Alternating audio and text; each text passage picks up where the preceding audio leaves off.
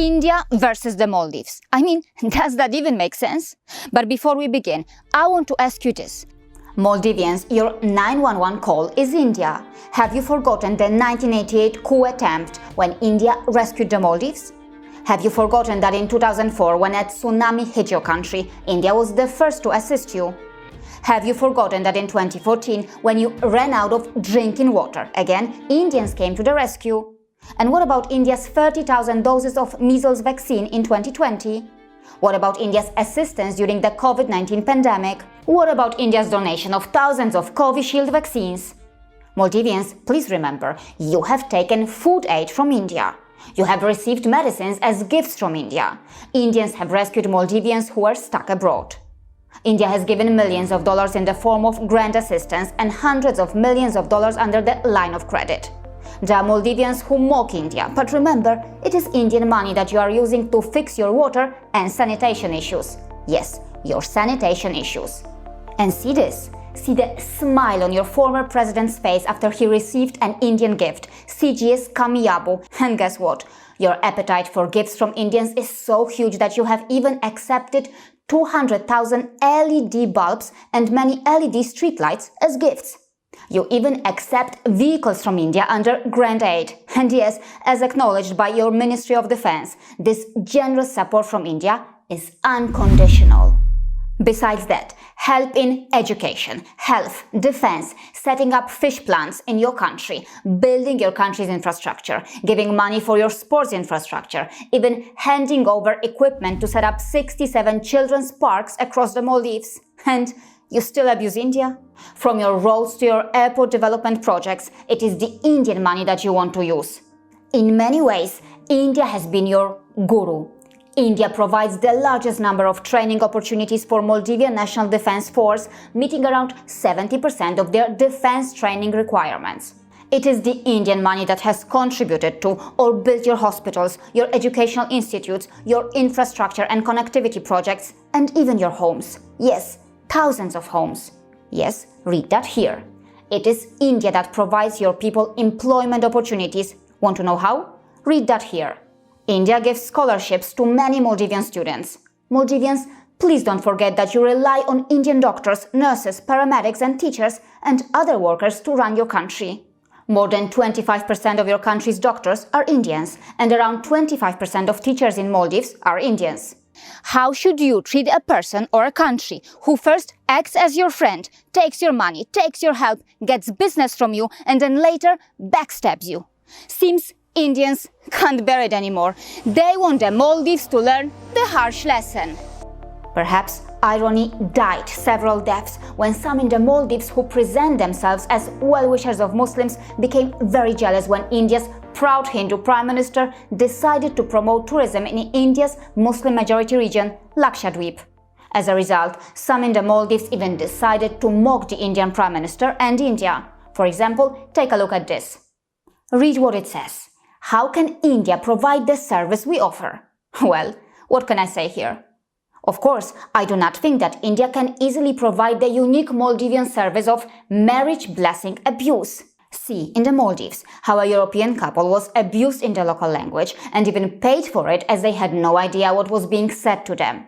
Yes, the foreign couple had no idea that the Maldivian hotel employee who conducted the marriage blessing ceremony used extreme sexual and religious slurs in the local Divehi language throughout the renewal of wedding vows.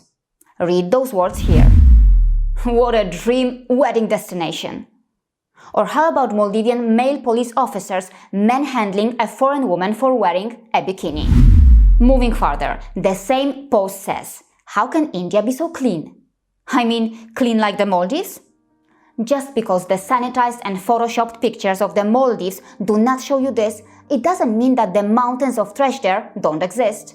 Here is Mafushi Island's waste dump. The beaches that are not popular among tourists can look like that. Here is what an investigation by a foreign journalist found. This is behind the scenes in the Maldives. Take a look. As far as the smell is concerned, pay attention. Stinking smoke hanging in the air. Would the Maldives be willing to show these scenes of their country instead of their photoshopped pictures? Probably not. And guess what? It seems the local trash was not enough, as the Maldives also decided to become the world's garbage dump, opening the door to the importation of waste into the country. But what can India do for someone who is willing to sell its sovereignty for money? After all, the existence of a pro-CCP lobby can destroy any country.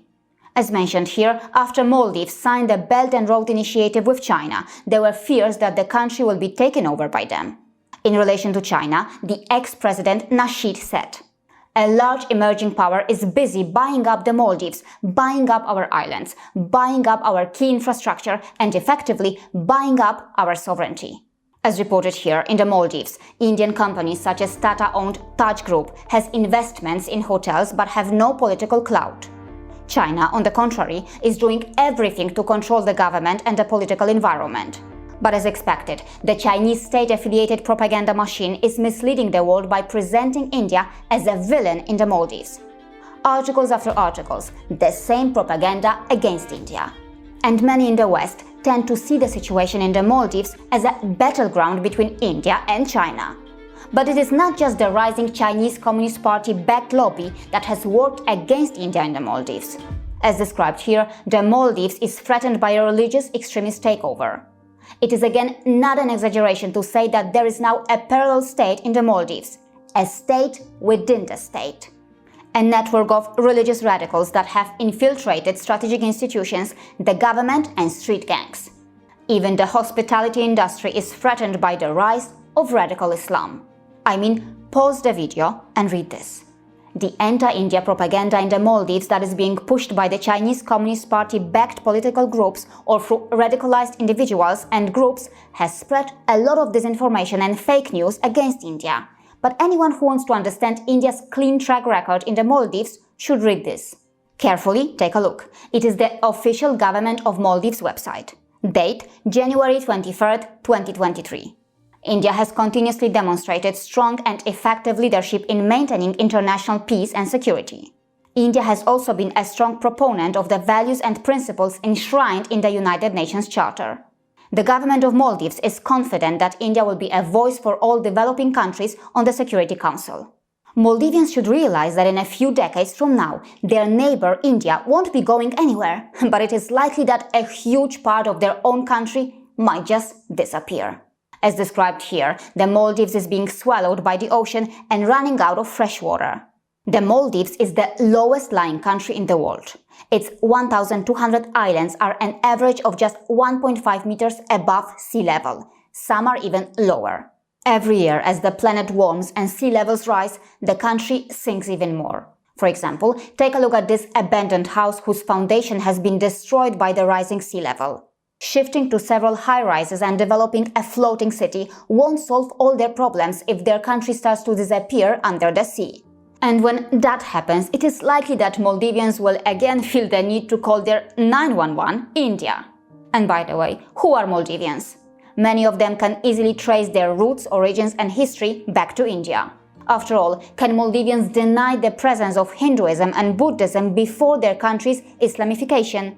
The Hindu and Buddhist temples or idols may have been destroyed, but the Maldives cannot erase its long dharmic history. But of course, now the situation is different. The law states non-Muslims living in or visiting the country are prohibited from openly expressing their religious beliefs. By law, those expressing religious beliefs other than Islam face imprisonment or house arrest of up to 5 years. Propagation of any religion other than Islam is a criminal offense. By law, a female citizen may not marry a non-Muslim foreigner unless he first converts to Islam. A male citizen may marry a non-Muslim foreigner if the foreigner is Christian or Jewish.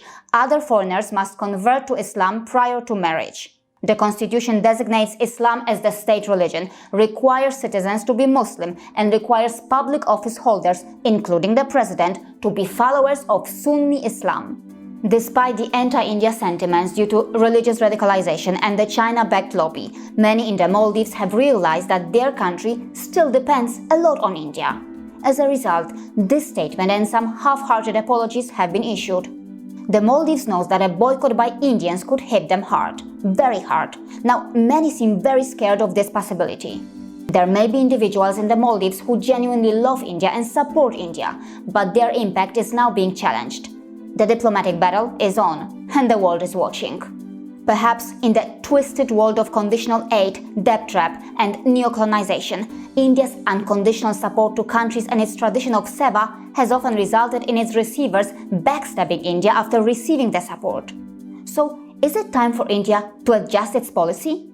The tourist infrastructure in India's Lakshadweep can be improved, but not by sacrificing and punishing its fragile ecosystem in the way that the Maldives has done. India has a huge coastline, and it doesn't just depend on its islands for beach tourism. Yes, all countries, including India, face various problems, and yes, there are amazing beaches in the Maldives too. But Maldivians' false sense of superiority over Indians seems toxic.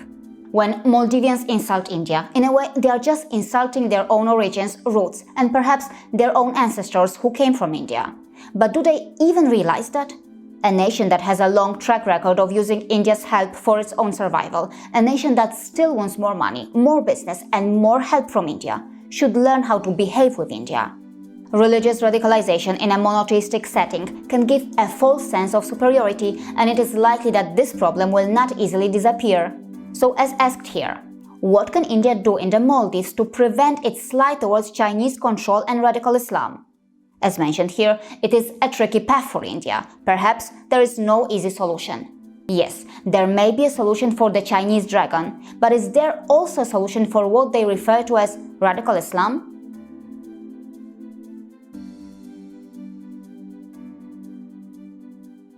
See you again.